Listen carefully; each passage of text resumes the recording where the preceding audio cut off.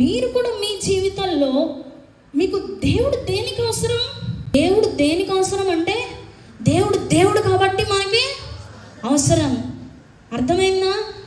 దేవుడు నాకు మంచి ఆరోగ్యానికి, దేవుడు నాకు ఆశీర్వాదాలకి, ఇవన్నీ కూడా సెకండరీ. అవి లేవన్నా కాదు.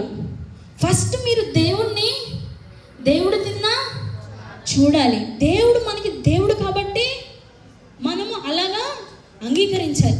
సో మీరు దేవుడి దగ్గరికి మీ అప్పుల బాధల్లో రావచ్చు, మీ యొక్క ఒంట్లో బాగోలేనప్పుడు అన్నీ రావచ్చు.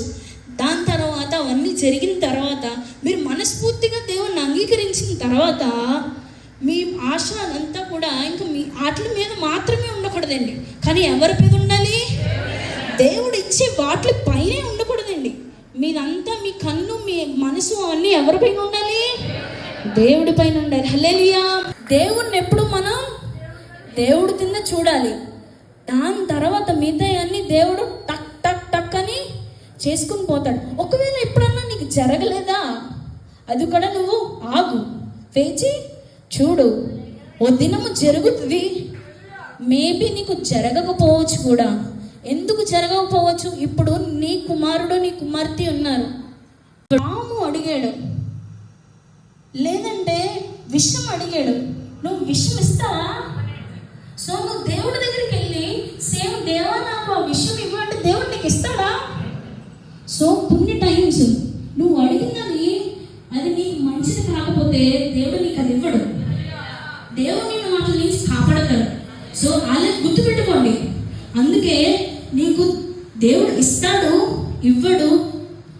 మనం అడిగే వాటికి 3 ఆప్షన్స్ ఉన్నాయండి. 1, అడిగిన వెంటనే దేవుడు మనకి ఇచ్చేస్తాడు.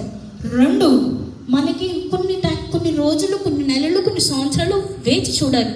3, మనకి ఇవ్వడు. ఎందుకు ఇవ్వడు? మన మంచి కోసమే ఇవ్వడు. హల్లెలూయా.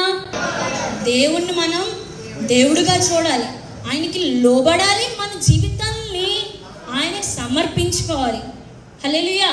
సో మీకు చివరిగా నేను చెప్తుంది ఏంటంటే, మీరు బతుకుతున్న అన్ని కాలం రోజులని ఎప్పుడూని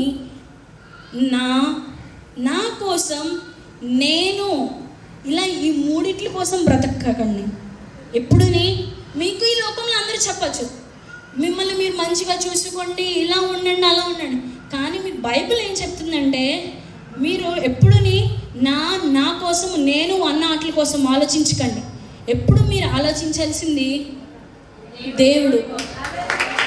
దేవుడు దేవుడు దేవుడు మీరు చేసే పని వాటిలన్నిటిలోని. ఇప్పుడు నేను ఊడుస్తున్నా, నేను ఎవరి కోసం చేస్తున్నా? నేను కీబోర్డ్ వాయిస్తున్నా, ఎవరి కోసం చేస్తున్నా? నేను చదువుకుంటున్నాను, అదెలా దేవుడి కోసం చేస్తున్నట్టు? చదువుతున్నావు, మంచి ఉద్యోగం సంపాదించు, అక్కడ దేవుని సువార్త ప్రకటించు.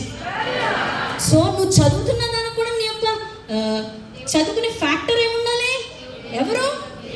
దేవుడు.